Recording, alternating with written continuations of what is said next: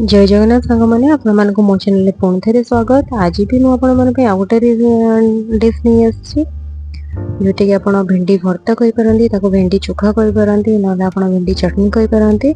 एक से रेसिपी बनाया देखो मुझे किसी भेंडी नहीं जाइए। भेंडी की एमती उषुम पानी में पकईकि लुण पकई फुटे दूचे जमी भेंडीटा आमर भल भाव में सीझीज। सीझीगला देखो मुझे काढ़ी काढ़ी दे सारापर गोटे कड़े टी सोरिष तेल गरम कर गरम कर 5-6टा रसुण एमती फ्राए करदे। रसुण फ्राए होगा तादेह 2टा सुखीला लंका भी फ्राए करदे। देखो आपन को राग जी दरकार आप अनुसार लंका ने। ये मत राग कम दरकार तेणुक मुझे 2टी लंका नहीं आउ कि पियाज कटा को भी मुझे देखो से तेल रे फ्राए कर दौची। ये मुझे गोटे पियाज नहीं देखो मीडियम साइज पियाज गोटे नहीं और फाड़े टमाटर नहीं भी चॉप करके एमती से पियाज सहित मिक्स करके भी मुझे फ्राए कर दूची। देखो मोर ये फ्राए होगला देखो पियाज टमाटर रसुण आ लंका सुखला लंका फ्राए होगला। देखो तादेह टिके लुण देके सब तक एमती भलसे चकटी दबा। देखो मुझे केमती चकटुची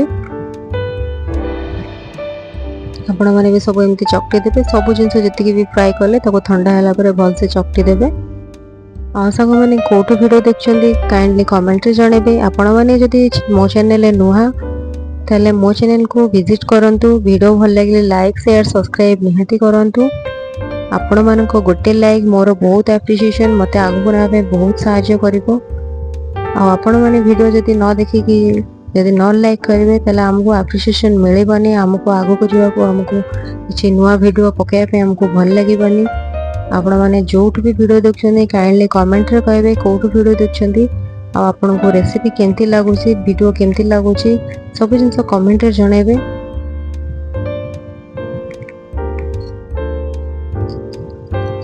देखो एमती भल भाव चकटी देबे।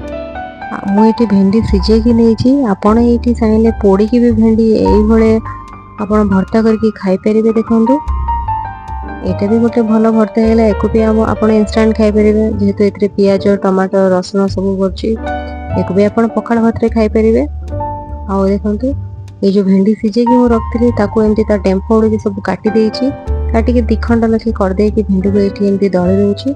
आपण को जदि भेंडी गोटा पसंद आप खाली डेम्फो छेड़े गोटा भी यूज करेंगे।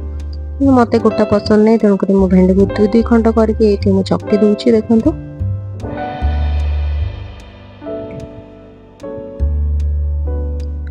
किए जन भेंडी खाया भल पाती जेहेतु नाड़ अंश थाए भेंडी से किए भेंडी खाया पसंद करते।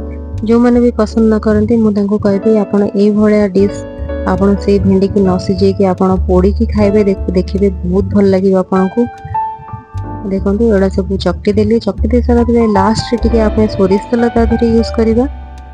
सोरिष तेलटा पकेले बहुत भल लगे से टेस्ट को आउरी टिके एनहांस कर दिए।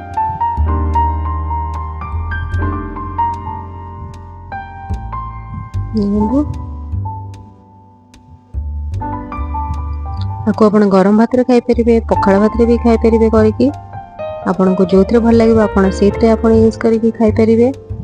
देखो रेडी हो गला केते सुंदर देखा ना सांग माने ग्रीन रेड पूरा कलरफुल देखा हो ना।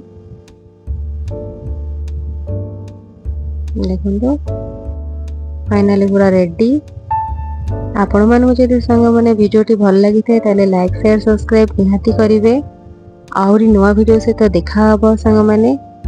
आउ जदि भल लगी थाए निहाती लाइक कर देबे सांग माने। रहिली जय जगन्नाथ आ गोटे नुआ वीडियो देखा हबो। Thank you.